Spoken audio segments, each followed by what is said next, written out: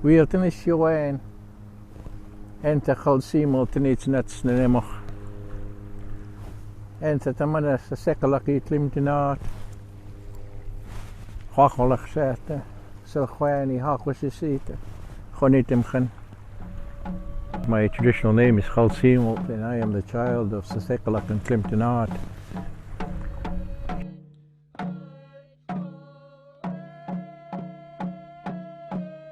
I was born here in 1948 and grew up in a house of 8 children with my mom and dad. And I think that at the time I really didn't realize that we were a suppressed people, as all innocent people are born into. But I think one of my fondest memories, I guess, is my dad was a commercial fisherman, and we used to go travel to Rivers Inlet every year. Dad would always take the whole family up there. One of his memories was going with my family traveling to Rivers Inlet on a gillnet boat, and my dad would always take the whole family up there. Unbeknownst to me at the time is that both my parents had gone to residential school, so it was good for me to understand that later in life, because I eventually did go to residential school, and I don't mind talking about my own abuses there. But I was sent there because I didn't fit into the Honitim schools, and I was sent there because I refused to go to their schools. And I didn't last there too long, but I was severely abused there and eventually ran away. And but what I do remember about my childhood here, one of my fondest memories is not a block away from where we're sitting here. I remember sitting on this very beach, and an elder by the name of Mossy Wilson was rowing in on a dugout canoe, and in that canoe he had a canoe full of the red sea urchins, and I remember the community gathering and just having a feast on the beach. Unbeknownst to me at the time, that history was starting to dissipate, as we were getting away from our traditional foods at the time. And one of the other things that I remember about my childhood later on is that our community was involved in competitive canoe racing, and our boys were being very competitive at that time. And I remember traveling with that entourage all the time, and it was one of my most other famous or fondest memories of growing up here. But I eventually, the other thing that I remember is the remnants of big houses in our village, and but there were no more big houses here, and I didn't realize that we, at the time, and because nobody ever talked about it. My parents never talked about going to residential school. They never talked about why the church was there, but later on my mom shared the history that our people were making deals to embrace religion so their children wouldn't go to residential school. And later on I found out that my father went to a residential school in Kokalitsa in the Fraser Valley. He went there with his brother, and his brother was killed there. And I never found this out until long after my father passed away.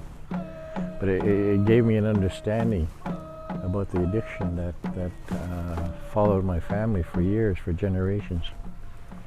And my mother, after her father died, went to Port Alberni Residential School, and she spent most of her life there until she was an adult. And those were stories that kind of hit me. And I wish I knew those stories before that. I think it would have been helpful. But they were trying to protect us from that history, I guess, as I did the same thing. Never told my children about the abuses I went through in residential school. And my life consisted of addiction and anger. Many attempts at suicide and all the things that go along with that history of our people. And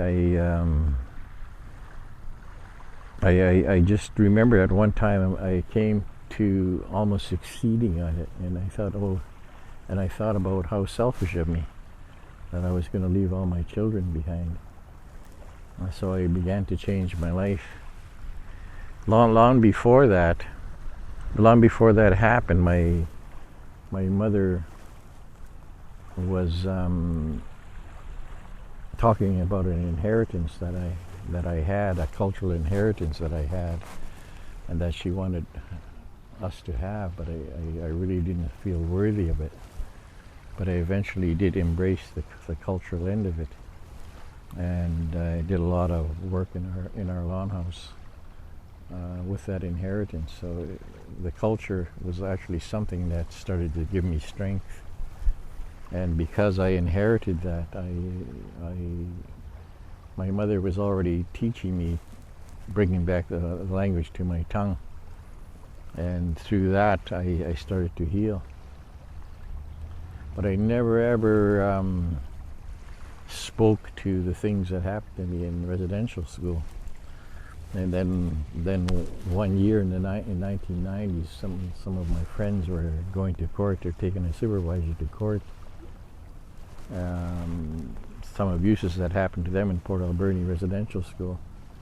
And one of my friends sent the RCMP to my house. And I remember being so angry. And I was mad at my friend for sending the RCMP to my house because I didn't want to expose that history. And I went deeper into my addiction for a number of years after that, because it just awakened the pain of that time I did in residential school. But because of my cultural history, I was asked to be a part of some healing circles on Quadro Island in 2008. So I went there to bring culture to the healing circles there. But while I was there were men and women there that were my age that were telling the truth about the things that happened to them in residential school. And I thought, they were so brave to expose this part of their lives. Then one day I started to tell the truth about what happened to me in residential school.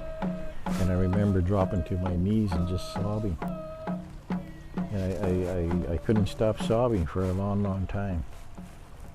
So it was like a big relief to expose that secret. And I thought that I would expose that secret to family members, but it was strangers that I exposed them to. But it began a healing process. For the next 5, 6, 7 years, I took part in these healing circles, hundreds of healing circles. And I would tell that story over and over and over again until it became easier. And I remember going to Hawaii to tell that story with a friend of mine. I thought, we were over it. We're not going to cry anymore. But we got to Hawaii and started telling that story. And we broke down and sobbed again.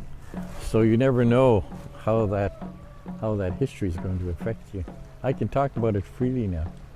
And if I get emotional about it, I just accept it, because it is a painful part of our history. And that's kind of my life and the effects of residential school for me. I got healthy, and all good things started happening to me when I got healthy. My children started getting healthy, and it was beautiful to watch. And because there were in my path behind me, there were loved ones of mine that were into addiction. Because of the change that I made, everybody around me is making changes. And I just came off my 12th tribal journey, and I bring people on that journey with me, different people every year, and it's always a healing experience. And I worked at the university, and I was pinching myself, thinking about, gee, I'm gonna have a guy who never got out of elementary school working at a university, and I think, holy cow, how did I get here? But I remember when I was being taught the medicine in our house, and I remember the elder telling me, you're going to be looked after. And I never knew what he meant. But since the change of my life, it seems to be that way. Good things just fall in my path. Good people fall in my path.